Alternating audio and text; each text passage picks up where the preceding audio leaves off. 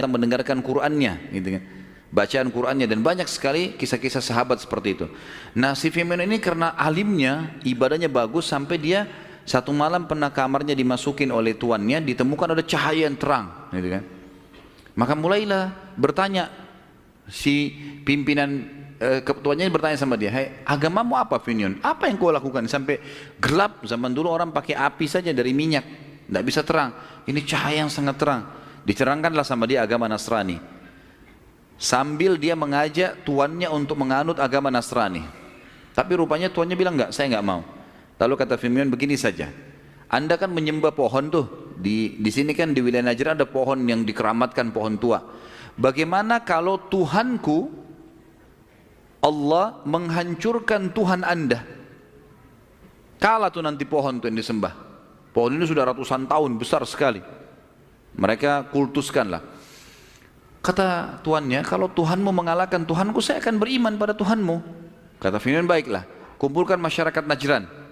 Dikumpulkan semuanya. Lalu kemudian Fir'aun ini terus berdoa kepada Allah, sampai akhirnya Allah menurunkan petir yang besar dan menghancurkan pohon itu. Jadi pohon itu hancur, kena petir, hangus, terbelah dua, rubuh pohon itu. Gara-gara kejadian ini, wilayah Najran masuk agama Nasrani. Wilayah Najran masuk agama Nasrani. Tapi ini masih di sekitar Afrika, gitu kan? Masih di sekitar Afrika. Berjalan waktu teman-teman sekalian, agama Nasrani ini menjadi kuat di Najran. Menjadi kuat di Najran. Sampai di zaman Nabi SAW, agama Nasrani itu terkenal sekali pusatnya di Najran. Kalau teman-teman pernah dengar istilah mubahalah, tahu ya? Tahu nggak? Mubahalah itu seperti kasus pernah Nabi SAW kirim surat kepada pimpinan-pimpinan Najran. Nanti akan kita jelaskan pada saat sudah masuk ke dalam historinya Nabi SAW. Beliau pernah menyurat ke wilayah Najran, ngajak mereka masuk Islam. Kalau kalian Nasrani, kalian sudah tahu sebenarnya ada Nabi. Saya Nabinya, ini loh bukti-buktinya, gitu kan. Dalam kitab kalian temukan ada nama saya disebutkan. Tapi orang-orang Najran ini tidak mau begitu saja beriman. Mereka akhirnya mengirim pendeta-pendetanya datang ke Madinah, lalu berdialog dengan Nabi SAW. Setelah 3 hari berdialog, Nabi SAW sudah sampaikan semua argumen, mereka masih ragu. Maka Nabi SAW mengajak mereka mubahalah. Mubahalah itu Nabi SAW datang, bawa keluarganya, pendeta-pendeta ini bawa keluarganya, lalu mereka bersumpah minta kepada Allah agar Allah menghukum siapa yang salah dan menyelamatkan siapa yang benar. Waktu mereka, Nabi SAW membawa Fatimah, membawa Hasan, Husain, datang radhiyallahu anhu majma'in di dekat gunung, dan pendeta-pendeta ini juga membawa keluarganya. Mereka tiba-tiba melihat di atas gunung di situ ada asap hitam yang sangat tebal. Maka para pendeta mengatakan, "Demi Allah, ini tanda-tanda. Kalau kalian mau bermubahalah sama orang ini dan dia betul Nabi, kita akan hancur nih. Lebih baik nggak usah." Akhirnya mereka pun terima untuk membayar jizyah. Mereka tidak masuk Islam, tapi mereka pada saat itu membayar jizyah. Ini sedikit histori bahwasanya wilayah Najran terkenal sekali dengan Nasraninya. Dan awal masuk Islam, awal masuk Nasrani karena kisah Fir'aun tadi ini. Jelas sampai sini? Alhamdulillah. Baik, sekarang Fir'aun ini setelah dia sebarkan Nasrani segala dan sampai dia mati, di Najran ini banyak sekali pendeta-pendeta yang lahir. Di antara pendeta yang sangat terkenal pada saat itu bernama Abdullah bin Samir. Abdullah bin Samir, teman-teman sekalian, dia tangkap dari Fir'aun tadi, gurunya dia, tujuannya bukan ke Afrika, tujuannya ke Yaman, mau mengajak orang-orang Yahudi masuk Nasrani. Tapi karena tidak sempat, dia ditawan segala, akhirnya dia sampai ke Afrika. Si Abdullah bin Samir mau menjalankan misi itu. Dia nyebrang ke Yaman. Masuk ke Yaman, di Yaman dikuasai oleh raja namanya Dzunuwas tadi. Iya kan? Dzunuwas ini yang telah membunuh Hunayya Dzi Syanatikh tadi, itu berkuasa. Dan pada saat itu Dzunuwas ini agak unik, ya. Dia sebenarnya kakek-kakeknya dulu orang Yahudi, ada yang beragama Yahudi, mereka turunan Arab tapi beragama Yahudi. Mereka mengenal Allah, tapi anehnya Dzunuwas ini menobatkan diri menjadi Tuhan. Pada saat itu dia menobatkan diri menjadi Tuhan. Dzunuwas ngaku Tuhan, sehingga agama Yahudi pelan-pelan sudah tertepis dari Yaman. Dan dia memang memberikan hadiah kalau orang mengaku dia sebagai Tuhan, dan memang orang-orang ngakuin dia. Dhu Nuwas diakuin sebagai Tuhan.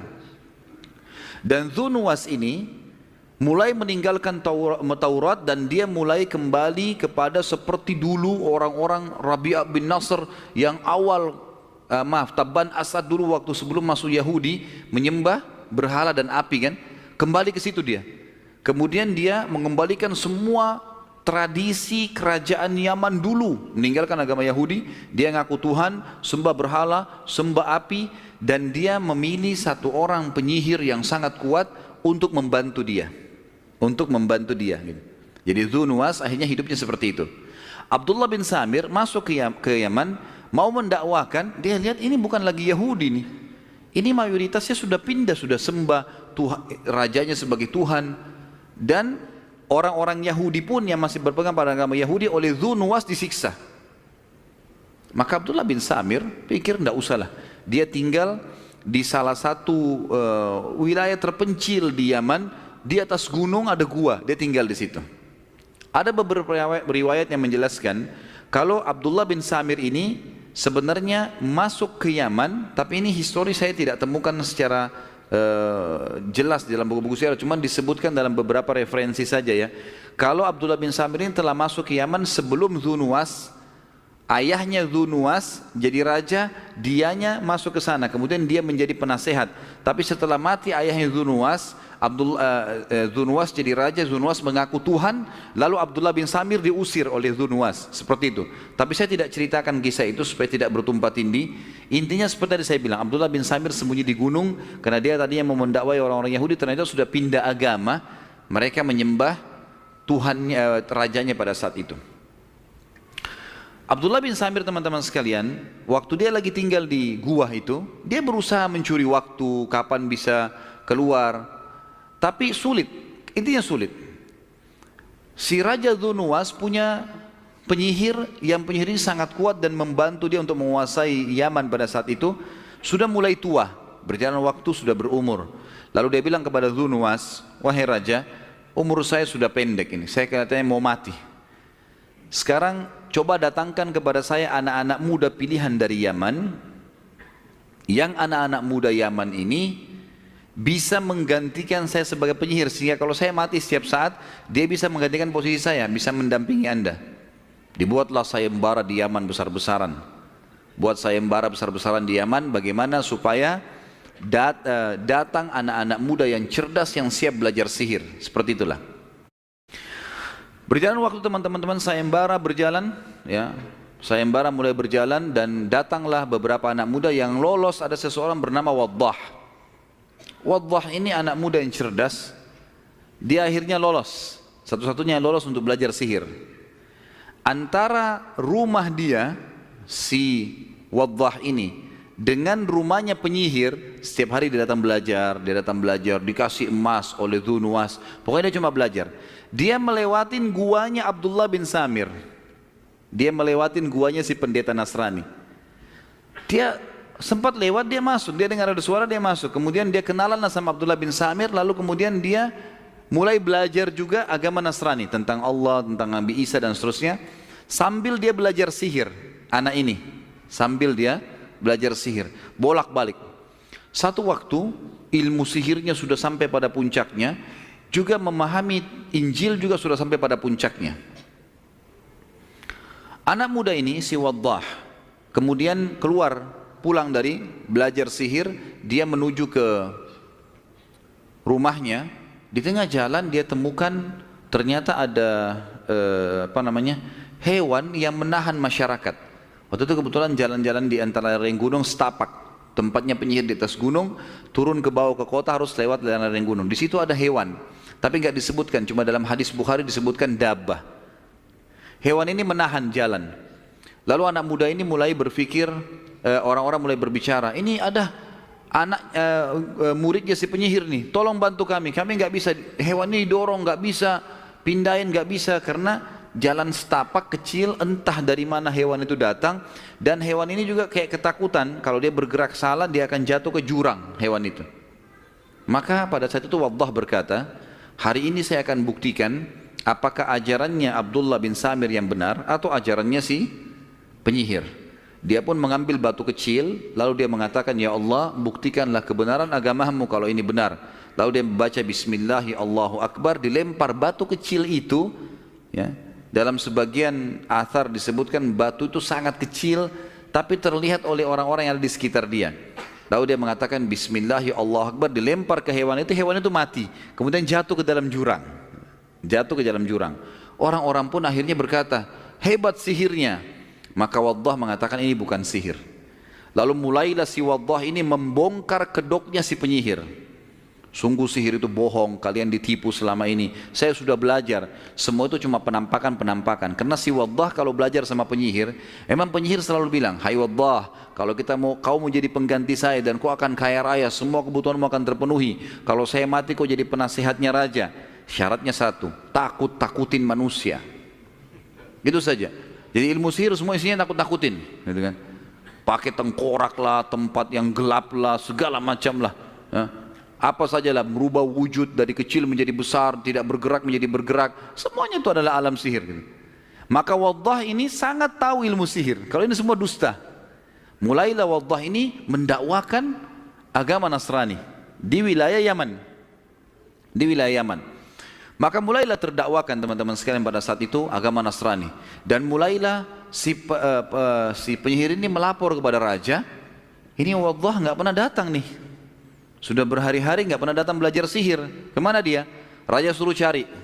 Begitu dicari, para prajurit kembali mengatakan, wahai raja, ini Dzunwas, hai Raja Dzunwas, ini Waddah ini sekarang mendakwakan kalau Anda ini bukan Tuhan, penyihir ini dusta, dan dia membawa ajaran baru, agama baru, beriman kepada Allah.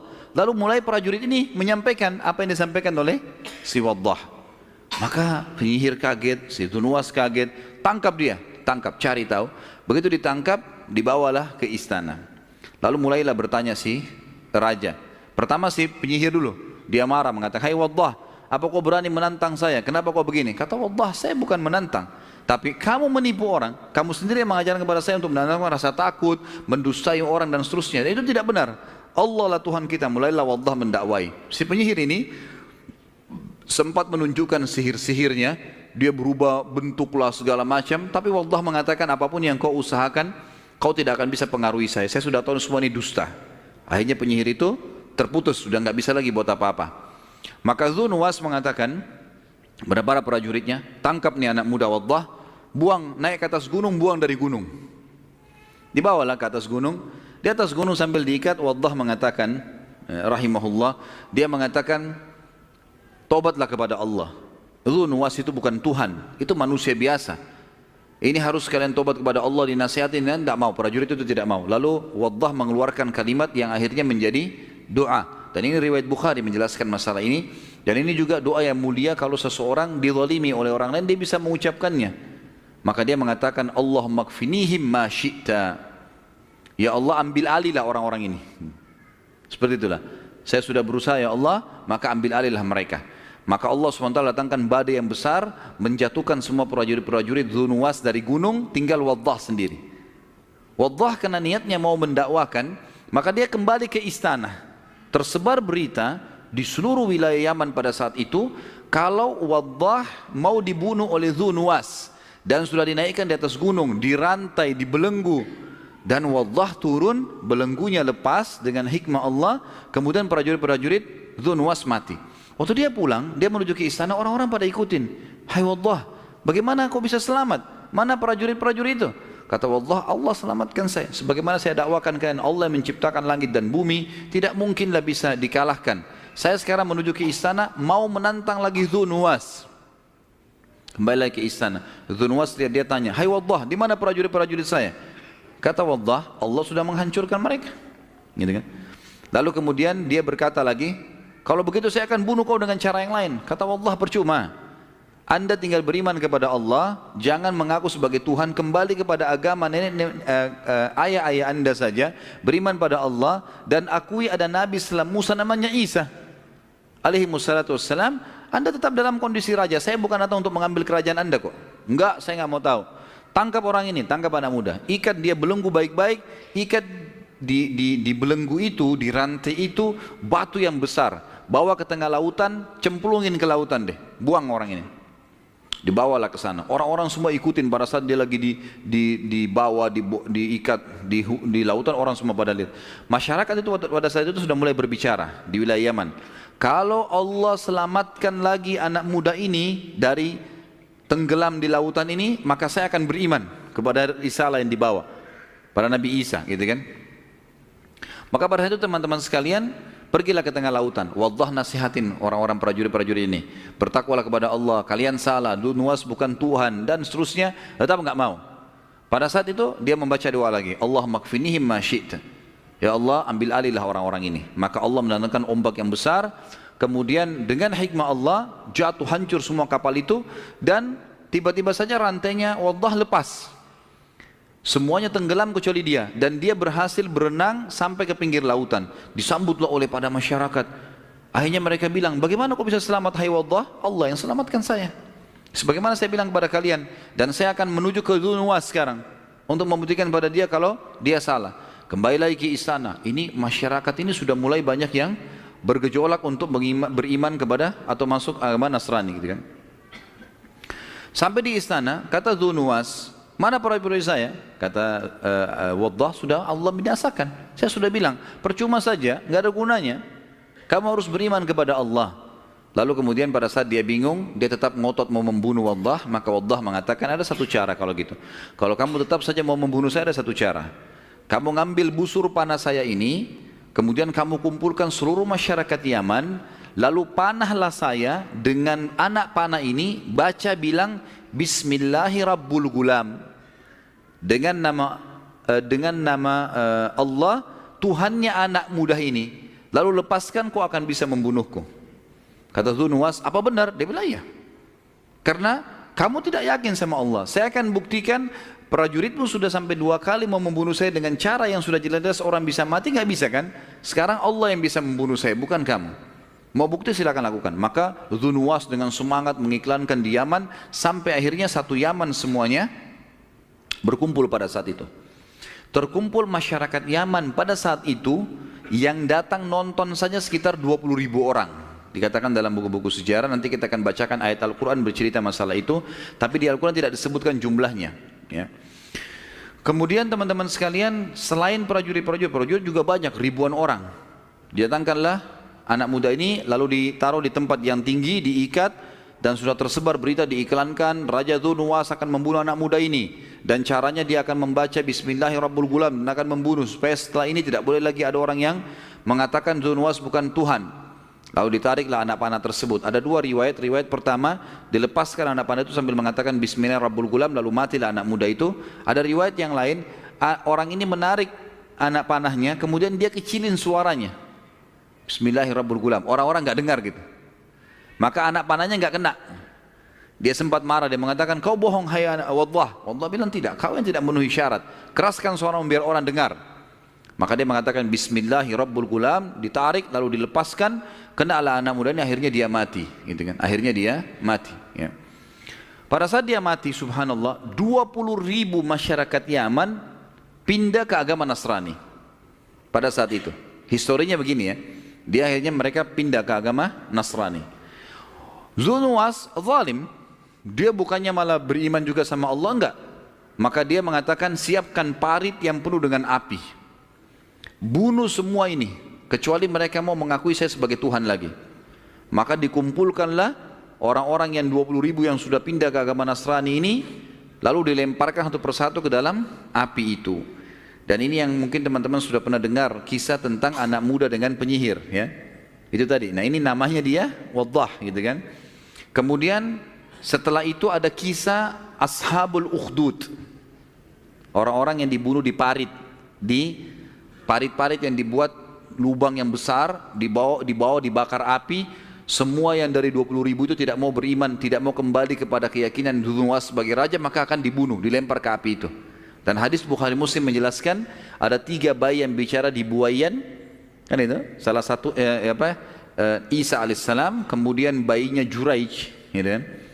Yang tentu ini ada cerita sendiri. Kemudian ada anak bayi yang digendong oleh ibunya di kisah Ashabul Ukhdud. Nah kisahnya Dhu Nuwas yang membunuh-bunuh orang yang 20.000 ini. Waktu ibunya mau loncat ke api kan kepikiran bayinya. Dan bayinya mengatakan, ya, loncatlah hai ibu karena kau dalam keadaan benar. Nah ini termasuk bayi yang bisa bicara dalam buayan. Itu hadis menjelaskan masalah itu. Baik, maka dibunuh-bunuhinlah orang-orang ini. Dan Allah menurunkan kisah, menceritakan pada kita tentang kisah Ashabul Ukhdud, Dhu Nuwas yang membunuh sekian banyak orang hanya karena mereka beriman kepada Allah. Surah Al-Buruj, surah nomor 85 ayat 1 sampai ayat 8. Surah Al-Buruj, surah nomor 85 ayat 1 sampai ayat 8 menceritakan masalah itu. A'udzu billahi minasyaitonir rajim. Was-samaa'i dzatil buruj wal yaumil maw'ud wa syahidin wa mashhud. Qutila ashabul ukhdud an-nari dzatil waqud idhum 'alaiha qu'ud wa hum 'ala ma yaf'aluna bil mu'minina syuhud. Wa ma naqamu minhum illa an yu'minu billahil azizil hamid. Demi langit yang mempunyai gugusan bintang. Maksudnya demi Allah menciptakan langit itu yang punya gugusan bintang. Dan hari yang telah dijanjikan, hari kiamat. Dan yang menyaksikan dan juga yang disaksikan. Tentang apa? Binasahnya orang-orang di Ukhdud, di parit. Dan terlaknatnya orang-orang yang membuat parit. Maksudnya Dhu Nuwas sama pasukannya. Yang berapi-api dinyalakan dengan kayu bakar ketika mereka duduk di sekitar api tersebut, sedang mereka menyaksikan apa yang mereka perbuat terhadap orang-orang yang telah beriman. Dan mereka tidak menyiksa orang-orang beriman itu melainkan karena orang-orang beriman itu beriman kepada Allah yang maha perkasa lagi maha terpuji. Sampai sini teman-teman sekalian kisah masuknya Nasrani ke Jazirah Arab. Ini Yahudi dan Nasrani. Baik, saya akan masuk sekarang teman-teman. Ini lanjutannya, berlanjut semua. Dan kita tutup dengan poin ini ya, pada pertemuan kita sekarang. Dan insya Allah nanti malam kita akan lanjutkan juga lanjutan sirahnya. Masih berlanjut karena sebulan sekali ini kita di Balikpapan melanjutkan atau 2 kali pertemuan melanjutkan masalah sirah. Sekarang teman-teman sekalian kita akan bahas tentang lanjutan kisah tadi. 20.000 orang itu dibunuh oleh Dhu Nuwas. Dan pada saat proses itu terjadi, kita akan bahas sekarang kondisi Yaman ya, setelahnya seperti apa yang terjadi. Saya tulis ini sebenarnya kisah Ashabul Fil dan berkuasanya pemerintah negeri Persia di negeri Yaman. Dari 20.000 orang yang tadi mau dibunuh oleh Dhu Nuwas itu, dan memang terbunuh semua, 19.999 mati semua, dibakar oleh Dhu Nuwas. Karena tidak ada yang mau meninggalkan lagi agamanya. Ada satu orang namanya Daus Dhu Tha'laban. Daus Dhu Tha'laban ini selamat dari pembakaran api. Dia lari. Lari-lari dikejar oleh pasukan Dhu Nuwas, berhasil lari sampai masuk di lautan. Begitu di lautan dia berusaha berenang sejauh mungkin dan pasukan sudah tidak bisa lagi mengejarnya, akhirnya dia selamat. Daus Dhu Tha'laban ini berhasil menyeberang ke wilayah Afrika. Jadi kalau Jazirah Arab teman-teman sekalian, kalau telapak tangan saya maaf ini adalah Jazirah Arab, tentu di sebelahnya ada Afrika, gitu kan? Dan memisahkan itu Laut Merah. Gitu. Jadi dia turun di Laut Merah, dia berenang aja terus, berhasil sampai ke wilayah Afrika. Karena memang jauh kalau jarak orang berenang, tapi kalau dengan perjalanan ada kapal itu dekat. Saya tidak tahu bagaimana prosesnya karena saya tidak temukan orang ini Daus Dhu Tha'laban bisa berhasil tiba di Afrika. Apakah ada kapal yang lewat membawa dia atau dia tetap berenang? Intinya dia sampai ke Afrika. Tiba di Afrika ini teman-teman sekalian, dia mulai berpikir bagaimana caranya ini? Bagaimana caranya supaya bisa membalas pembantaian orang-orang Nasrani yang ada di wilayah itu. Daus terus saja mencari jalan sampai akhirnya dia berpikir untuk mencapai wilayah Romawi. Dia belum tangkap nih, di Afrika ada Najasyi, dia tidak tangkap. Dia jalan teman-teman sekalian, terus dari wilayah Afrika, kalau Yaman itu berdekatan sama wilayah Afrika, dia jalan ke atas di pesisir Laut Merah, tiba di Mesir, kemudian dia pindah ke Konstantinopel, Turki, kalau zaman sekarang gitu kan. Itu dulu ada kerajaan, ada kaisar tinggal di situ. Yang kata Nabi SAW, kalian akan membebaskan Konstantinopel, Konstantinia. Waktu itu di situ kaisarnya. Dia pergi ke sana lalu dia melapor. ceritanya begini, ceritanya begini, ceritanya begini. Kebetulan Kaisar memang beragama Nasrani, dan yang dibunuh oleh Dhu Nuwas adalah agama Nasrani.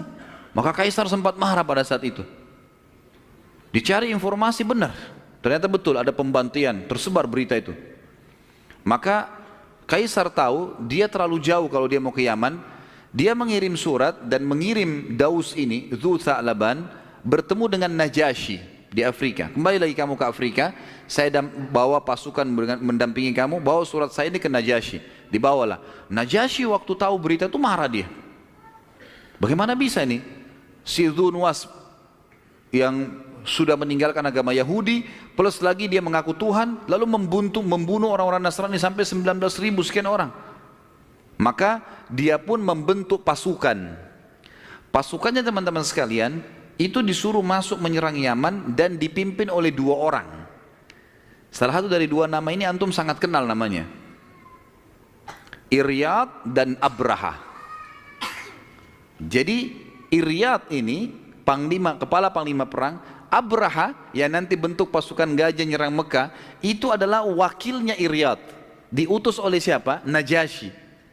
Untuk menyerang Yaman, menyerang Dhu Nuwas. Tangkap nggak ini? Sayang kalau tidur nih informasinya. Walaupun alhamdulillah Masya Allah sudah tidak ada yang tidur ya. Jadi teman-teman sekalian, berangkatlah pasukan Najasyi dipimpin oleh Iryad dan Abraha. Untuk apa? Nyerang Dhu Nuwas. Terjadi peperangan besar antara pasukan Najasyi dengan Dhu Nuwas. Setelah berperang beberapa hari, ternyata pasukan Dhu Nuwas kalah. Pasukan Dhu Nuwas kalah. Dan Dhu Nuwas ini lari terus sampai masuk ke Laut Merah dan akhirnya tenggelam, mati di situ. Dhu Nuwas akhirnya mati tenggelam. Dengan matinya Dhu Nuwas, kerajaan Yaman jatuh di tangan orang-orang Nasrani. Tepatnya di tangan Najasyi. Dan yang menjadi pemimpin di Yaman adalah Iryad, panglima perang tadi. Baik, satu demi satu teman-teman, ini jangan sampai lepas karena ini informasinya bersambung ya. Iryad ini jadi gubernur Najasyi, tapi kalau di Yaman dianggap dia raja. Zalim orangnya, Iryad ini. Suka mengambil haknya orang, menindas, bahkan orang pasukannya sendiri dari Afrika itu ditindas sama dia. Zalim. Abraha orangnya baik. Abraha nggak mau lihat ini kezaliman. Dalam buku sejarah dikatakan begitu.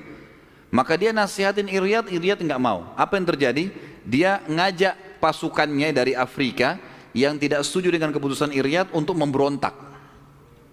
Bertemulah pasukan Abraha dengan pasukan Iryad. Dua-duanya pasukan Ethiopia nih. Berperang.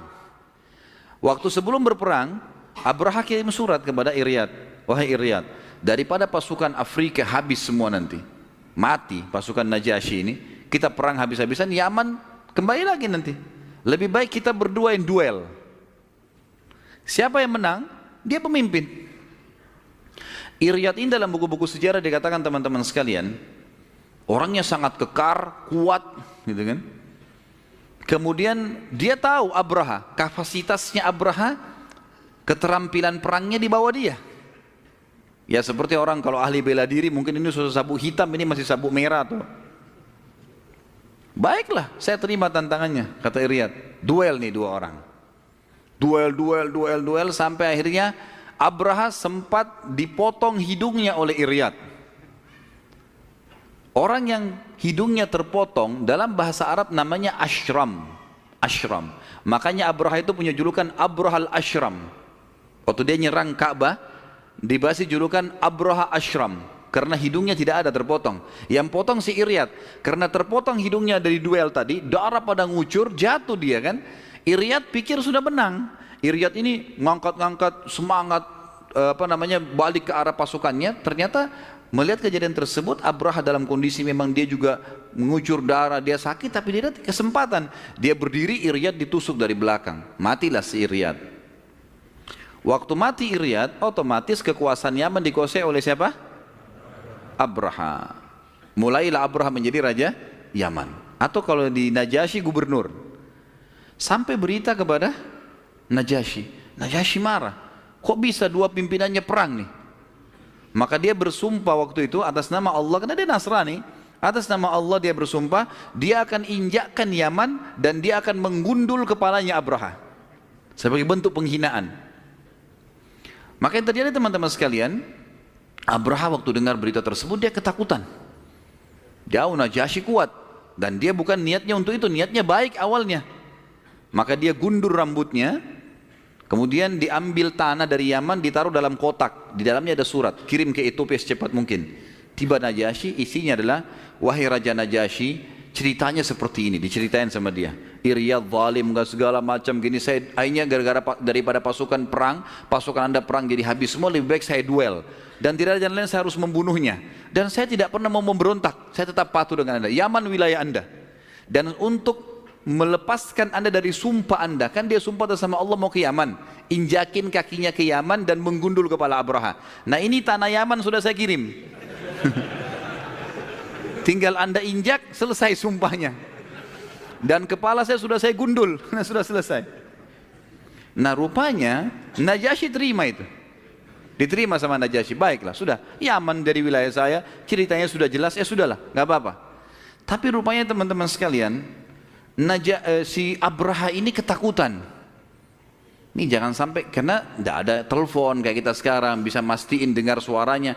Ini bisa saja tiba-tiba pasukan Najasyi datang dari Afrika bunuh dia. Untuk membuktikan pengabdiannya pada Najasyi, dia membangun sebuah gereja besar namanya Qulais. Namanya gereja Qulais, ya. Sampai sekarang di Yaman masih ada sisa-sisa temboknya. Gereja Qulais ini dia bangun untuk menyenangkan Najasyi. Kalau dia betul-betul tetap mau tunduk dengan Najasyi. Dan dia kirim surat pada Najasyi, saya akan membangun sebuah gereja namanya, saya berikan nama Qulais, gitu kan. Kemudian gereja ini akan saya buat semua orang Jazirah Arab datang tunduk untuk beribadah di situ. Dibangunnya sama dia Qulais ini, kemudian dia mengirim surat untuk seluruh Jazirah Arab. Semua orang Arab harus datang beribadah ke situ. Dia mau ngajak ke agama Nasrani secara paksa, gitu kan. Waktu tiba berita tentang dibuatnya gereja Qulais, kemudian Abraha memaksa orang-orang Arab untuk datang menyembah pada saat itu, beribadah di gereja ini. Maka ada satu kelompok di Mekah yang diberikan julukan Ahlun Nasi. Ahlun Nasi, ya. Nasi ini teman-teman artinya menerlambatkan sesuatu. Dikenal dengan Ahlun Nasi. Apa ceritanya? Kita masuk sedikit ke Mekah di sini. Jadi orang-orang Arab sebelum datangnya Nabi SAW, teman-teman sekalian, mereka itu hidup dengan saling menyerang satu sama yang lain. Tradisi zaman dulu. Jadi misalnya suku A nyerang suku B, nanti diambillah peternakannya, diambillah apa hartanya, begitulah. Mereka saling nyerang satu sama yang lain. Di dalam syariat Nabi Ibrahim alaihissalam diceritakan dalam surah At-Taubah ayat 36, ada 4 bulan dari 12 bulan Hijriyah yang dimuliakan. Rajab, Dzulqa'dah, Zulhijjah dan bulan Muharram. Ini 4 bulan nggak boleh perang. Orang-orang Arab ini pada saat mereka lihat Dzulqa'dah, Zulhijjah dan bulan Muharram berdekatan, gitu kan? Dan ini 3 bulan nggak berperang panjang buat mereka. Karena harusnya ada peperangan supaya bisa hidup. Begitu keyakinannya pada saat itu, ya. Maka mereka membentuk namanya Ahlun Nasi. Siapa Ahlun Nasi ini? Dicari orang-orang yang dianggap berakal dan bijaksana di antara mereka, didatangkan, kemudian mereka-mereka ini bisa membolak-balikkan nama-nama bulan. Rekayasa keadaan. Misal gini, pas lagi bulan Muharram, udah keputusan kami sekarang bukan Muharram, sekarang Safar. Muharram nanti bulan depan. Keputusan mereka, namanya Ahlun Nasi. Jelas sampai sini?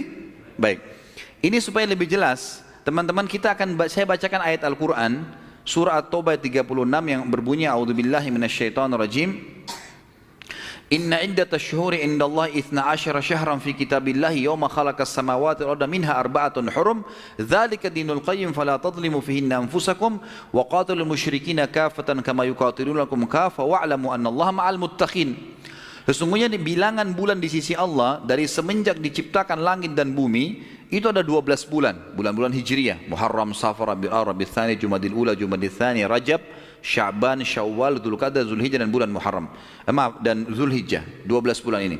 Kata Allah di antaranya ada 4 bulan yang hurum, yang dimuliakan. Artinya tidak boleh berperang. Rajab, Dzulqa'dah, Zulhijjah dan bulan Muharram. Dan ini di awal-awal Islam, ini menjadi syariat Nabi Muhammad SAW. Nanti setelah turun firman Allah Subhanahu wa taala yang berbunyi di sini waqatilul musyrikina kafatan kama yuqatilunakum kafa, maka ini menghapus hukum tidak bolehnya berperang di 4 bulan. Di awal-awal Islam tidak boleh memang kita berperang di 4 bulan ini. Nanti akan kita lihat dari rentetan sejarah peperangan Nabi SAW, nanti ada protes-protes dari orang Quraisy pada saat ada penyerangan dari para sahabat di bulan Dzulqa'dah, gitu kan. Maka ini terhapus hukumnya. Yang jelas ini sebabnya bulan-bulan dimuliakan 4 ini. Kemudian Allah Subhanahu wa taala juga menceritakan tentang ahlun nasi yang tadi saya bilang itu, yang bisa punya wewenang untuk membolak-balikkan nama bulan. Gitu. Terutama di 4 bulan tadi itu ya, bisa diubah-ubah sama semaunya mereka sendiri.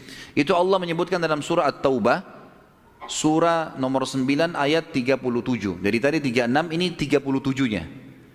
Innaman nasi'u ziyadatun fil kufur. Kalau antum tadi tidak saya jelaskan tentang siapa itu nasi, antum baca ayat ini tidak bisa ngerti nih. Karena nasi ini adalah istilah bagi orang-orang itu tadi yang bolak-balikkan nama bulan. Tentu alhamdulillah di terjemahan sekarang Quran kita sudah mulai ada yang menjelaskan di bawah kecil. Kalau ahlun nasi itu adalah orang-orang ini seperti saya jelaskan tadi.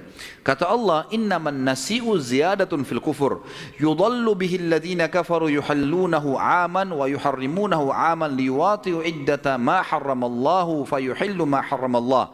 Zuina lahum su'u amalihim wallahu la yahdil qaumal kafirin. Sesungguhnya mengundur-ngundurkan bulan haram, bulan yang dimuliakan, itu adalah nasi. Itu adalah keburukan. Itu akan menambah kekufuran. Maksudnya nasi saja ya, mengganti-ganti bulan yang Allah muliakan tadi sudah perbuatan salah. Tambah lagi mereka kafir kepada Allah. Maka ini kata Allah ziyadatun fil kufur. Ini menambah kekufuran mereka. Tersesatkan orang-orang kafir dengan mengundur-ngundurkan bulan-bulan tersebut. Mereka menghalalkannya pada 1 tahun dan mengharamkannya pada tahun yang lain. Agar mereka dapat menyesuaikan dengan bilangan yang Allah haramkan. Maka mereka menghalalkan apa yang diharamkan Allah. Syaitan menjadikan mereka memandang perbuatan mereka baik, yang buruk itu menjadi baik. Dan Allah tidak memberi petunjuk bagi orang-orang yang kafir. Baik, saya ini cuma menjelaskan makna nasi ya. Kita inti bahasan adalah pada saat Abraham membuat Qulais tadi, gereja itu, dia menyebarkan berita ke seluruh jazirah Arab. Semua orang Arab wajib datang untuk menyembah, untuk datang beribadah di Qulais. Ada ahlun nasi. Ahlun nasi ini mereka punya keburukan karena mengubah bulan yang dimuliakan oleh Allah kan tadi, sehingga mereka bisa berperang. Tapi sisi yang lain mereka punya satu hal yang positif. Mereka sangat memuliakan Ka'bah. Ahlun nasi ini siap mati kalau ada yang mau mencoreng Ka'bah. Waktu sampai berita ke mereka suratnya Abraha, ada satu dari ahli nasi pergi ke Yaman. Dia cari mana tuh gereja Qulais. Ditemukan sama dia, apa yang dia buat dalam buku sejarah dikatakan dia kotorin tuh. Dia datang, dia buang air besar, dia buang air kecil di gereja itu. Kemudian kotorannya diambil, dibelepotin di temboknya. Setelah itu dia kembali ke Mekah. Besoknya Abraha dengar berita, apa ini? Siapa yang kotorin gereja saya? Ada satu orang yang dikenal dengan ahlun nasi. Apa itu ahlun nasi? Orang yang menerlambatkan bulan-bulan muliakan. Agama apa itu? Dia nggak tahu. Ada penduduk Mekah. Mekah itu apa? Ada Ka'bah di sana. Ditanya sama dia. Dan Abraha walaupun Nasrani tidak tahu Ka'bah itu apa. Dia nggak tahu menahu dari Afrika nih. Orang dari Afrika datang, nggak ngerti. Gitu kan? Maka dia mengatakan, apa itu Ka'bah? Ka'bah adalah rumah yang dimuliakan oleh masyarakat, terutama orang nasi tadi. Jadi rupanya dia datang ke sini ngotorin gereja Anda, karena Anda suruh mereka pindah ke sini. Mereka sudah punya rumah di sana yang disembah, gitu kan. Maka Abraha mengambil keputusan gara-gara kejadian ini untuk menyerang Ka'bah. Ini kisahnya. Baru tahu atau sudah tahu? Alhamdulillah. Dia sudah tahu, karena kita biasa ambilnya sepotong-sepotong kan. Nah ini rentetan sejarahnya seperti itu. Gitu. Maka Abraha membentuk pasukan. Nah Abraha ini karena dari Afrika, memang Afrika terkenal dengan gajah. Jadi waktu menyeberang lewat Laut Merah ke Yaman, itu memang bawa gajah mereka. Dan Abraha ini memang pasukannya pasukan gajah, dan gajah ini bukan gajah biasa teman-teman, gajah-gajah yang sudah dilatih untuk menyerang. Sama kalau kuda perang itu beda dengan kuda biasa ya. Sudah dibiasa dilatih untuk menendang dengan kakinya, gitu kan, menyeruduk dengan kepalanya. Makanya kadang-kadang ada kuda di kancah peperangan itu kudanya dipasangin seperti kepala besi dan ada tanduknya, dipasang besi untuk bisa membunuh musuh juga. Sampai seperti itu. Gajah juga gitu. Gajah bisa melilit dengan belalainya, bisa menginjak musuh, bisa sudah dilatih lah. Di kawanan gajah ini itu ada pimpinannya. Jadi memang subhanallah di hutan juga kalau kita lihat gajah itu selalu saja di gajah itu gerombolan, nanti di depannya itu ada satu gajah yang itu memimpin. Gajah itu kemana yang lainnya ikut. Biasanya orang yang suka nangkap gajah itu, ini bukan saya ajarin caranya ya. Jadi yang gajah depan itu ditarik, yang lainnya ikut. Nah Abraha punya satu gajah berwarna putih, agak berbeda nih, yang selalu jadi pimpinan. Maaf kalau ada yang sama namanya. Nama gajah ini Mahmud. Loh betul. Ini bukan saya buat-buat, tapi memang begitu namanya. Jadi kalau nama Mahmud jangan tersinggung ya. Karena Mahmud bagus ya, terpuji. Tapi memang dia kasih nama gajah itu namanya Mahmud, pimpinan gajah itu. Baiklah. Abraha bentuk pasukan dan Mahmud ini dia ada nanti ada yang pemandunya. Abraha naik gajah lagi di sebelahnya gitu. Ini cerita teman-teman sekalian, Abraha bentuk pasukan. Semua kekuatannya serang. Cari tahu di mana Mekah. Dia nggak tahu di mana Mekah ini. Dianya tidak tahu di mana Mekah. Maka dia jalan. Gitu. Jalan terus. Pada saat dia jalan teman-teman sekalian dan orang-orang Arab tahu kalau Abraha keluar ini mau menyerang Mekah, dan rata-rata seluruh jazirah Arab memang memuliakan Ka'bah pada saat itu, walaupun mereka ada yang penyembah berhala, gitu kan. Mereka tetap pergi haji, mereka tetap umrah, jalankan syariat Nabi Ibrahim, tapi mereka musyrik. Mereka masih menyembah-nyembah berhala, jadikan perantara dengan Allah Subhanahu wa taala, ya.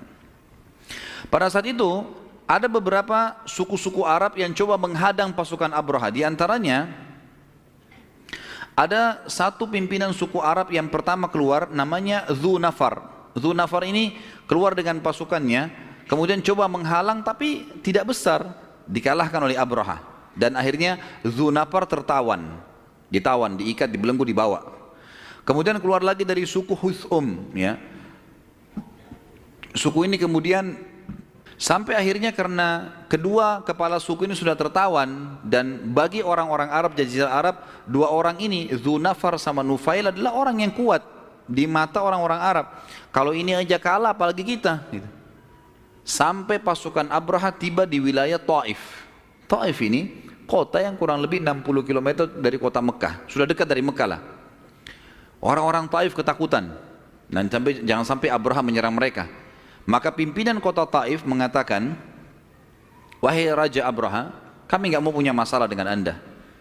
Sebagai bukti, kalau anda mau pergi Ka'bah, mau hancurin Mekah terserah, tapi jangan ganggu kota Taif. Sebagai bukti kami memang tunjukkan itu, kami akan menunjukkan kepada anda di mana itu Mekah, di mana itu Ka'bah. Lalu diiklankanlah di kota Taif, siapa yang mau menunjukkan pasukan Abraha Mekah. Orang-orang semua tidak ada yang mau, karena mereka tahu ini rumahnya Allah, Ka'bah, biar bagaimanapun tahu kan gitu. Kecuali satu orang bernama Abu Rughal. Abu Rughal ini dia bilang saya mau. Akhirnya Abu Rughal datang, ditunjukin sama dia jalan. Pas tiba di pintu gerbang Mekah, waktu itu namanya pintu Bani Syaibah. Pintu gerbang besar, tiba di situ. Maka Abu Rughal mati yang menunjukin jalan. Pasukan Abraha sampai di situ. Semenjak itu teman-teman sekalian, dan sampai hari ini, setiap ada orang yang berkhianat dipanggil Abu Rughal. Setiap orang berkhianat. Jadi kalau antum dengar ada orang Arab bilang Abu Rughal, berarti pengkhianat tuh.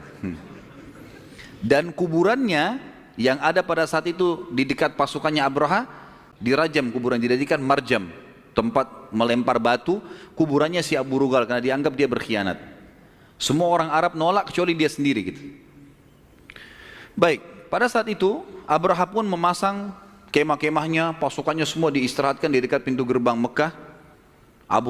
Waktu itu yang jadi raja Mekah Abdul Muttalib, kakek Nabi SAW.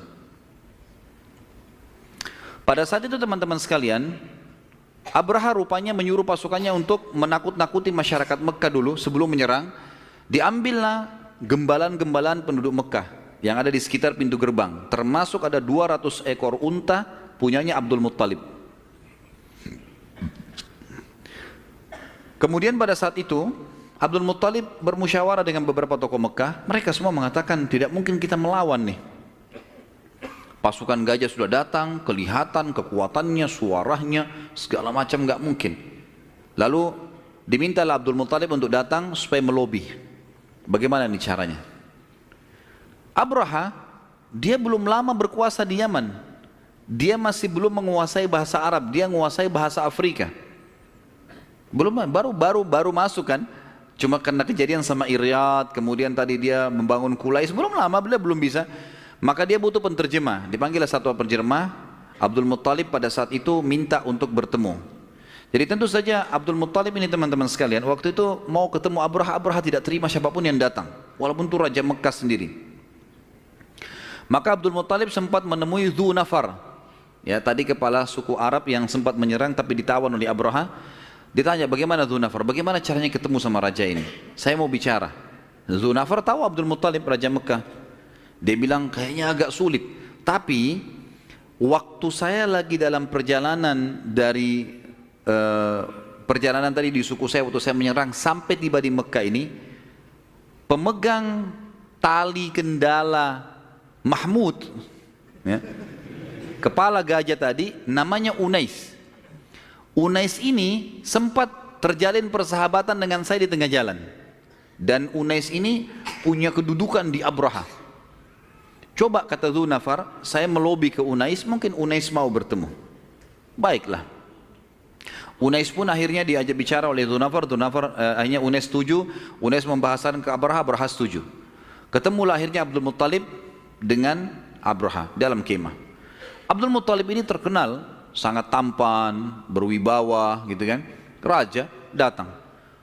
Saking punya wibawa waktu dia masuk ke dalam kemah Abraha, Abraha melihat dia, Abraha dianggap raja Yaman pada saat itu. Dia lihat Abdul Muttalib duduk di lantai, dia pun datang duduk di lantai. Datang penerjemah, bicara di antara mereka. Kata Abraha, kenapa? Siapa kamu ini? Saya Abdul Muttalib, pimpinan Mekah. Kenapa kamu datang? Dia bilang, wahai Raja Abraha, pasukan Anda telah mengambil gembalaan masyarakatku. Di antaranya adalah 200 ekor unta milikku. Aku minta kepada Anda untuk kembalikan aja semua itu. Abraha tiba-tiba marah. Dia bilang, saya datang, waktu kau datang, saya lihat kewibawaan ada padamu. Saya sampai turun di lantai, menduduk bersamamu karena saya anggap kau wibawa. Saya pikir kau akan minta supaya saya tidak menyerang rumah ini. Tapi ternyata kau hanya minta gembalaan saja. Lalu kata Abdul Muttalib, kalimat yang sebenarnya waktu itu kalau Abraha tangkap dia bisa sadar. Kata Abdul Muttalib, wahai Abraha, Raja Abraha, kalau saya pemilik unta dan masyarakat saya pemilik gembalan-gembalannya. Kalau rumah yang Anda mau serang ini ada pemiliknya, ada Tuhannya, maka Tuhannya akan menjaganya. Tapi Abraha tidak tangkap poin itu. Kemudian dia mengatakan pada Abdul Muttalib, begini saja, saya tidak ingin menyerang kalian, kalian terlalu kecil untuk saya lawan. Sudah selesai, keluar dari Mekah, saya hanya mau hancurkan rumah itu. Bisa? Bisa. Baiklah, dikembalikanlah semua gembalaan Abdul Muttalib dan masyarakat Mekah. Lalu Abdul Muttalib iklankan, selama 3 hari seluruh masyarakat Mekah disuruh keluar bersih, nggak boleh ada Mekah satu orang pun. Mereka keluar pun naik ke atas gunung-gunung di sekitar Mekah dan mereka bisa menyaksikan pada saat itu. Pada saat itu pun setelah keluar semuanya, sudah kosong Mekah, Abraha setelah 3 hari menyuruh pasukannya masuk. Waktu sudah masuk dan tentu masuk pintu gerbang Mekah tidak langsung kelihatan Ka'bah karena Mekah cukup besar. Masuk sampai tiba di dekat Ka'bah, begitu melihat Ka'bah, si Mahmud tadi ini duduk. Sebabnya dia duduk adalah Dzunafar tadi yang ditawan oleh Abraha itu, waktu sudah lihat Ka'bah, dia sempat lepas dari ikatan, dia lari, kemudian dia bergantung pada telinga si Mahmud ini, gajah. Kemudian dia mengatakan, wahai Mahmud, ubruk, ubruk itu duduklah, ini rumahnya Allah yang mulia. Lalu dia teriak lagi, wahai Mahmud, duduklah, ini rumahnya Allah yang mulia. Tiba-tiba Mahmud itu duduk, si gajah itu duduk. Setiap kali didorong, dipukul, nggak mau berdiri. Tapi kalau diarahkan ke Yaman, mau. Kalau kembali lagi mau, tapi kalau nyerang ke depan tidak mau. Dan karena dia duduk, semua gajah yang lain duduk. Ini kan pimpinannya. Nggak mau, yang lain tidak mau bergerak. Kalau ini bergerak, baru bergerak. Maka yang terjadi adalah karena mereka terus ngotot, Abraha suruh sampai dalam beberapa athar disebutkan mereka tusuk sampai kulitnya si Mahmud itu berdarah, paksa berdiri nggak mau. Dalam kondisi seperti itu, maka karena mereka ngotot, yang disebutkan dalam riwayat ya, saya sudah tidak tahu lagi masalah kita Dzunafar dan Nufail, mereka kemana, mereka selamat tidak, tapi yang jelas mereka melihat dari kejauhan, langit sangat gelap, dan pada saat itu banyak sekali jumlahnya, begitu dekat baru mereka tahu ternyata burung, dan kita sudah tahu burung ababil, ya, diberikan nama ababil oleh Allah SWT sendiri dalam Al-Quran. Maka datanglah pasukan burung ini yang membawa batu-batu dari neraka jahanam. Sebagian riwayat menyebutkan batunya lebih kecil daripada bijinya kurma. Batu-batu yang kecil, ya. Dan batu itu setiap burung memegang satu cengkraman, satu jadi dua, dan dilepaskan. Dan itu kalau kena kepalanya pasukan Abraha atau gajahnya tembus sampai ke perutnya, gitu kan. Batu itu, karena itu dari neraka jahanam memang. Lewat di atas itu lalu kemudian menghujani mereka, maka tidak satu pun selamat, termasuk Abraha sendiri mati pada saat itu. Maka semenjak itu, semenjak kejadian Abraha tadi, secara otomatis ya, Ka'bah makin diagungkan oleh orang-orang Mekah, sampai mereka menjadikan istilah hancurnya pasukan Ka'bah, pasukan gajah ini sebagai perhitungan tahunan. Jadi mereka selalu mengatakan tahun gajah, 1 tahun, setahun gajah, 2 tahun, 2 hari, 5 hari, 10 hari. Jadi tahun gajah dijadikan tolak ukur. Dan Nabi SAW lahir di tahun gajah itu. Allah menceritakan dalam surah Fil, surah gajah, tadi ini menceritakan surah nomor 105, 5 ayat, ayat 1 sampai ayat 5 berbunyi, a'udzubillahi minasyaitonirrajim, alam tara kaifa fa'ala rabbuka bi ashabil fil, alam yaj'al kaidahum fi dhallil, wa arsala 'alaihim tayran ababil tarmihim bihijaratin min sijil faj'alahum ka'asfin ma'kul. Apakah kalian tidak memperhatikan bagaimana Tuhan kalian bertindak terhadap pasukan gajah? Ini yang Allah ajak bicara siapa? Orang-orang Mekah. Waktu Nabi SAW mendakwahi mereka, mereka tidak mau beriman kepada risalah Nabi SAW. Allah ingatkan, ingat tak dulu bagaimana Tuhan mau menghancurkan pasukan gajah itu? Bukankah dia Allah telah menjadikan tipu daya mereka untuk menghancurkan Ka'bah itu sia-sia? Dan dia Allah mengirimkan kepada mereka pasukan burung yang berbondong-bondong, yang melempari mereka dengan batu berasal dari tanah yang terbakar, lalu dia menjadikan mereka, Abraha dan pasukannya, seperti daun-daun yang dimakan ulat. Akhirnya habislah di sini pasukan gajah. Dan kita lanjutkan, masih berlanjut historinya teman-teman sekalian. Ini sebenarnya materinya pagi, tapi apa boleh buat, siang antum dikasih. Hah? Masih bernafas nggak di belakang tuh? Ini banyak nama hari ini, banyak cerita, banyak. Baik, sekarang kita kembali ke negeri Yaman. Kembali ke negeri Yaman. Dan kita tutup dengan pertemuan kita dengan ini teman-teman sekalian. Yaman tadi sudah masuk agama Nasrani kan? Nanti kita akan jelaskan teman-teman sekalian, dan kita tutup dengan pertemuan kita dengan itu, bagaimana agama Nasrani akan dihilangkan oleh kekuatan Persia sehingga Yaman menjadi wilayah kekuasaan wilayah Persia, dan bagaimana wilayah Yaman masuk Islam. Kita tutup dengan itu insyaallah. Setelah Abraham mati tadi, sebelum dia berangkat, dia sempat menunjuk anaknya yang bernama Yaksum. Yaksum ini anaknya Abraha. Sebentar, anak pertama namanya Masruk dulu. Waktu Abraha mati, memang dia sebelum pergi dia tinggalkan Masruk, anaknya, untuk berjaga-jaga menjadi raja. Waktu dia mati, otomatis Masruk jadi raja. Berjalan kekuasaannya seperti biasa. Dalam agama Nasrani, kemudian datang anaknya Yaksum. Nah, di zaman Yaksum ini jadi raja, cucunya Abraha, ada satu orang dari turunan anaknya Rabi' bin Nasr, namanya Saif bin Yazin. Masih ingat tadi raja-raja Yaman kan anak turunannya Rabi' bin Nasr kan? Tapi kan terombang-ambing, ya. Dzunuwas mati, diambil kerajaan oleh orang-orang Nasrani. Nah, dari turunannya Dzunuwas, raja yang tadi mengaku sebagai Tuhan, tapi kakek-kakeknya kan tetap agama Yahudi. Ada satu orang namanya Saif bin Yazin. Orang ini di zaman Yaksum muncul. Saif ini teman-teman sekalian, dia mulai berpikir bagaimana mengembalikan kerajaan kakek-kakeknya dulu. Dia mau supaya orang-orang Afrika ini keluar semua nih dari Yaman. Harusnya orang-orang Yaman yang berkuasa. Dia mulai berpikir kira-kira bagaimana jalan keluarnya. Lalu kemudian dia berpikir untuk mendatangi Kaisar Romawi. Pergilah dia ke Kaisar Romawi. Jauh dari Yaman, pergi ke utara Jazirah Arab. Sampai ke Kaisar, dia minta tolong, dia sampaikan kalau dia salah satu keturunan raja di Yaman segala. Tapi Kaisar ini menerima dia dengan dingin. Ya, dalam bahasa Arab dikatakan dengan barit, ya, dingin. Dia tidak dihiraukan oleh Kaisar. Kenapa? Karena dia sedang minta tolong Kaisar menyerang orang Nasrani. Kan Najasyi kan Nasrani.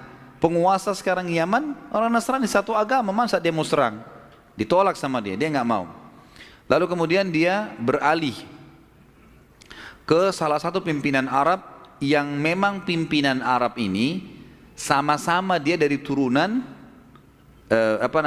turunan Rabi' bin Nasr yang namanya Nu'man bin Bashir, Nu'man bin Munzir, Nu'man bin Munzir, ya. Ini teman-teman sekalian, mohon maaf kalau ada nama-nama yang sedikit saya tersalah, jangan dijadikan sebagai poin untuk menyalahkan, ya. Karena manusia bisa salah, gitu. Kadang-kadang ada nama yang terus, tapi ini memang kalau Nu'man bin Bashir itu kalau tidak salah nama salah satu sahabat, tapi Nu'man bin Munzir ini turunannya Rabi' bin Nasr, gitu.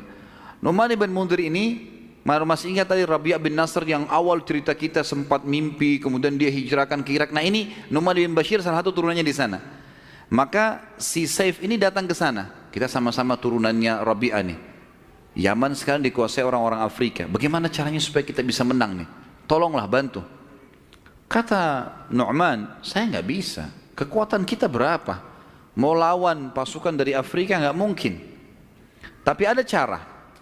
Dia bilang wilayah saya ini, kebetulan wilayah Irak ya, ini tunduk di bawah tangannya Kisra, Raja Persia. Waktu itu penyembah api dan mereka yakin juga Kisra itu Tuhan. Makanya kan ada riwayat pernah ada utusannya Kisra datang kepada Nabi SAW, kemudian kumisnya mereka tuh tebal sekali terus terputar-putar gitu ya. Sampai kata Nabi SAW, siapa yang nyuruh kalian seperti ini, buruk sekali. Mereka bilang Tuhan kami, Kisra. Mereka yakin Kisra itu Tuhan. Maka kata Nabi SAW, kalau saya diperintahkan oleh Tuhan, saya justru memelihara jenggot dan memotong kumis gitu kan. Tapi itu bukan bahasan kita lah ya. Akhirnya pada saat itu kata Nu'man bin Munzir, saya punya setiap tahun, saya selalu memberi upeti ke Kisra. Di bawah kekuasaan Kisra dulu itu kerajaan terkuat di dunia. Kalau kau mau sabarlah di sini, hai Saif bin Yazin, tunggu di sini. Tahun nanti ini beberapa bulan lagi akan ada pengiriman utusan ke sana dan perjalanan dari wilayah ini ke wilayah Madain ibu kotanya Persia itu sebulan. Tunggu aja nanti kamu ikut. Kamu coba sampaikan ke Kisra karena Kaisar agamanya sama Nasrani, nggak mungkin mau bantu.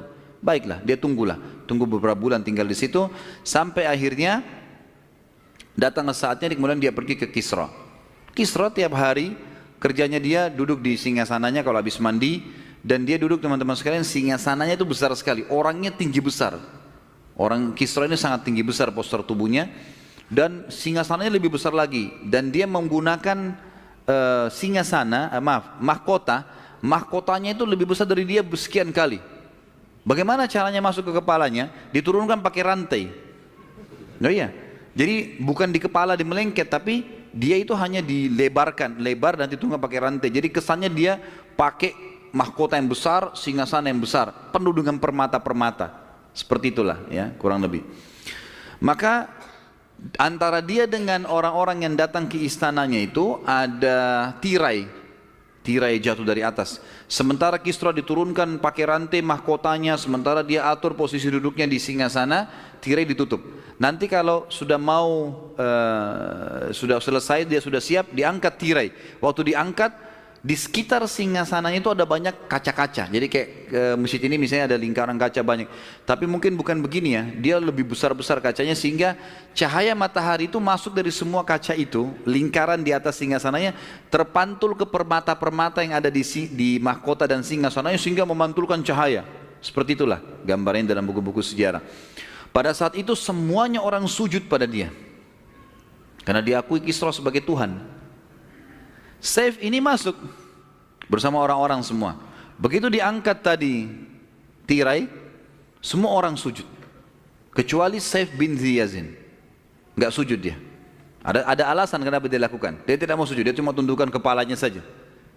Begitu Kisra lihat, belum pernah dalam hidupnya Kisra ada orang yang tidak sujud. Baru manusia ini gitu. Ya. Tanya sama Kisra, siapa kau ini? Kok berani benar kau tidak sujud dengan saya? Dia bilang, saya bukan tidak mau sujud, tapi ada yang menahan saya untuk sujud. Kata Kisra, apa itu? Dia bilang, masalah yang sedang saya hadapi. Kata Kisra, masalah apa? Ceritalah masalahnya dia. Cerita begini, kerajaan kakek-kakek saya diambil dari Yaman oleh orang datang dari mana? Dari Afrika dan seterusnya lah berkuasa. Sekarang saya mau minta kemurahan Anda untuk membantu saya melawan. Kisra musyawarah dengan orang-orang di sekitarnya. Para penasihatnya bilang, untuk apa kita bantu? Siapa orang ini? Enggak jelas statusnya, dia cuma mengaku keturunan raja. Dan kalau kita pun rebut Yaman, Yaman ada apa? Yaman gunung-gunung batu. Enggak ada sesuatu yang istimewa gitu di sana. Untuk apa? Kekayaan sudah banyak. Lalu kemudian dikasihlah hadiah. Jadi Kisra mengatakan, saya enggak bisa. Dikasihlah 1000 perak. Dalam buku-buku sejarah dikatakan, dan dikasih pakaian-pakaian mewah dari sutra. Satu perak itu kan bentuknya dulu bulat ya, tapi tidak disebutkan kiloannya. Itu satu ini sudah bisa satu bundalan perak itu sudah bisa beli sekian ekor kuda. Ini dikasih 1000 bundalan perak di kotak, dikasih karena dianggap ini anak raja. Udah bawalah dengan baju-baju. Saif bin Yazin bukan datang untuk itu.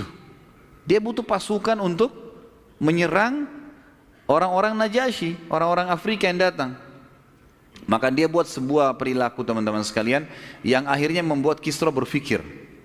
Waktu dia keluar dari istana Kisra, tiba-tiba dia teriak, wahai penduduk Madain, siapa yang mau ambil hadiah silakan. Lalu perak itu dilempar-lempar sama dia. Sama baju-baju yang mewah tadi dilemparin semua. Orang pada berebut di depan istananya Kisra. Dengan ribut-ribut Kisra bilang, apa itu? Mereka bilang, tadi anak muda yang anda kasih perak dibagi-bagiin ke orang. Semua juga baju-baju dibagi-bagiin. Kata Kisra, pasti anak ini punya sesuatu yang besar nih. Kok bisa perak dibagi-bagi sama dia begitu semahal itu? Panggil kembali. Kenapa kok bagi-bagi nih? Dia bilang, untuk apa saya perak? Saya datang dari negeri yang gunung-gunungnya perak dan emas. Maksudnya Yaman. Kisra jadi tamak nih. Kumpul sama penasihat-penasihatnya. Ini benar nggak Yaman ada emas dan perak nih? Kata penasihatnya, kami nggak pernah dengar itu. Nggak pernah ada sejarahnya ya. Memang nggak ada gitu kan. Ini dusta saja. Tapi karena mereka tamak, sudah mulai tamak, ada harta nih, ada banyak. Maka yang terjadi, satu penasihat Kisra bilang begini saja. Daripada kita bentuk pasukan segala macam ke sana, rumit, lebih baik kita lakukan satu perbuatan yang sederhana. Di dalam penjara ada banyak sekali orang-orang yang sudah anda siap untuk bunuh. Jadi ada banyak ini, ada ribuan orang yang penjahat-penjahat narapidana yang memang Kisra mau bunuh. Baik itu pemberontak lah, baik itu perampok lah. Keluarkan mereka semua, kasih mereka baju-baju perang, bentuk pasukan dari mereka, serang Yaman. Kasih Saif bin Yazin tuh, kasih penjahat-penjahat tuh. Kalau penjahat-penjahat ini yang bentuk pasukan Persia ini sampai di Yaman dan kalah, mati dibunuh, kan memang kau sudah mau bunuh mereka. Udah capek targetnya. Kalau mereka menang, Yaman jadi wilayah kekuasaanmu, nggak ada ruginya. Kata Kisra, ide yang bagus. Keluarin semua penjahat-penjahat tuh. Keluarin semua, kasih baju, kasih kuda, bangga mereka. Pasukan Kisra sekarang, ayo, saya bin Yazid dikasih. Dikasihlah begitu. Tapi Kisra meletakkan di pasukan itu, sekian ribu orang itu, ada pasukan intinya Kisra ikut. Yang bisa, pasukan itu diperkirakan cukup untuk mengalahkan pasukan ini kalau memberontak nanti. Dan diberikan pimpinan satu orang bernama Hurmuz. Hurmuz ini panglima perangnya Kisra lah, orang yang paling kuat, orangnya tinggi besar, dan saking kuatnya dalam beberapa buku sejarah dikatakan Hurmuz ini kalau dia berdiri di pasukan yang sedang jalan kuda, itu seperti dia di atas kuda. Jadi orang semua naik kuda, dia jalan kaki, saking tingginya. Dan dia punya busur panah, itu talinya tidak ada yang bisa tarik kecuali dia, karena kerasnya. Jadi orangnya sangat besar, tinggi besar, ini jadi pimpinan. Pergilah ke sana, pergilah ke Yaman. Jalanlah pasukan ini, tentu saja dari Persia, muter, masuk ke Jazirah Arab, sampai masuk ke Yaman. Masuk ke Yaman, di Yaman ini si Yaksum tadi, cucunya Abraha dengar. Jam berapa azannya? Insya Allah kita selesaikan. Pertanyaan nanti sekalian malam ya, karena malam nanti ada lanjutan tema kita. Bisa ya? Atau nggak usah bertanya? Coba bertanya, ambil ilmunya pulang, amalkan, mati masuk surga gitu. Baik, pada saat itu teman-teman sekalian, si Yaksum ini dengar kalau ada pasukan Persia datang, dia juga bentuk pasukan. Ayo deh, perang sekalian, perang.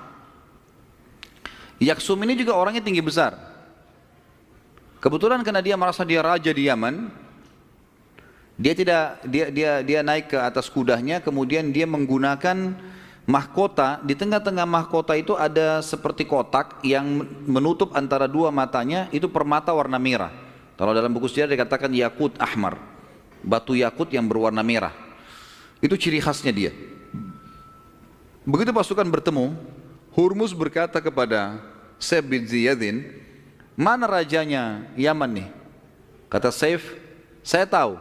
Dilihat dari tempat agak tinggi kejauhan, dilihat itu sana, yang naik di atas kuda, yang di antara matanya ada batu permata warna merah. Kata Hurmuz, baik, biarkan saja, saya akan memantau si raja itu, pasukan biar berperang. Dari jauh, dari atas gunung, dilihat. Kalau si raja Yaman itu, bakal ini teman-teman, pernikahan antara kuda sama keledai. Biasanya cuma dipakai ini dalam istana, bagal ini kayak hewan-hewan istimewa gitu ya. Ini juga tidak bisa lari cepat. Biasanya orang pakai raja-raja di sana di taman-taman istana. Tapi raja-raja biasanya kalau ikut perang, memang dia siapkan kuda untuk melarikan diri kalau memang ada apa-apa. Bagal ini dipakai kalau dia rasa dia sudah menang. Rupanya pasukan untuk berperang, si Yaksum pikir pasti menang. Si Yaksum pikir pasti menang. Maka Yaksum pindah dari kudanya ke bagal. Lalu Saif bin Ziyadin mengatakan, hai Hurmuz, dia sudah pindah dari kuda ke bagal. Karena sempat Hurmuz bilang, beritahukan kepada saya kalau dia pindah dari kudanya ke bagalnya. Dia sudah merasa aman. Maka waktu pindah, kata Saif, hai Hurmuz, dia sudah pindah ke bagalnya. Dalam buku-buku sejarah dikatakan, Hurmuz ini sempat mengatakan, dia telah pindah dari kuda yang kuat kepada anak betinanya keledai, pastilah dia akan hancur. Lalu Hurmuz menarik busur panahnya dari atas gunung di belakang pasukannya. Itu anak panahnya dilempar ke arah Yaksum dan kena ke permata, itu pecah tembus dari kepalanya. Dalam buku sejarah begitu. Sampai akhirnya Yaksum mati. Dengan matinya Yaksum, maka kerajaan Afrika yang tadinya dari Najasyi habis. Abraha semua keturunannya habis, gitu kan? Keluar semua, ke pasukan itu pada lari kembali ke Afrika. Maka Yaman menjadi di bawah kekuasaan Persia. Jadi ini tadi bagaimana Yaman menjadi Yahudi, bagaimana pindah ke Nasrani, bagaimana sekarang pindah ke kekuatan Persia. Sampai dan akhirnya pada saat berkuasa di Persia, Saif bin Yazid yang tadi minta tolong supaya kirim pasukan merebut ke kerajaan orang tuanya, Itu nggak dikasih kerajaan oleh Persia. Jadi dia hanya jadi masyarakat biasa juga, jauh-jauh tadi ke sana ternyata bantuannya bukannya tambah untung malah tambah dikuasain. Tadinya ini beragama Nasrani, masih mending beriman sama Allah. Ini yang datang sekarang beriman, menganggap Kisra adalah Tuhan. Jadi tanpa ngaco jadi. Sampai sekarang ada pepatah bahasa Arab, kalau kau cari dukungan, jangan cari dukungannya Saif bin Ziyazin. Paham ya? Jadi Saif bin Ziyazin ini minta tolong dari Kisra, ternyata bukannya diberikan dia kerajaan, malah dia kembali kepada masyarakat biasa dan mengacaukan negaranya lebih kacau dari sebelumnya. Maka dikatakan jangan kau cari dukungan seperti dukungannya Saif bin Ziyazin. Keluarlah pepatah bahasa Arab seperti itu.